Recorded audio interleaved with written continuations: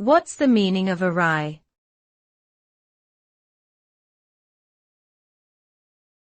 Awry.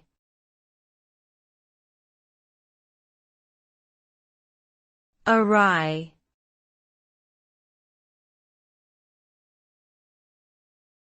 Awry.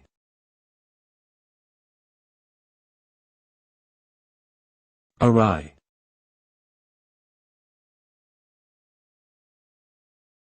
The word awry means that something has gone wrong or not according to plan.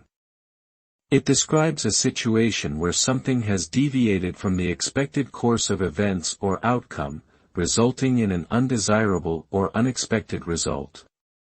When something goes awry, it can cause confusion, frustration, disappointment, or even danger. It could be a simple mistake or a more significant problem. The severity of the result depends on the context in which the word is used. Overall, awry implies that something has turned out differently than intended or expected.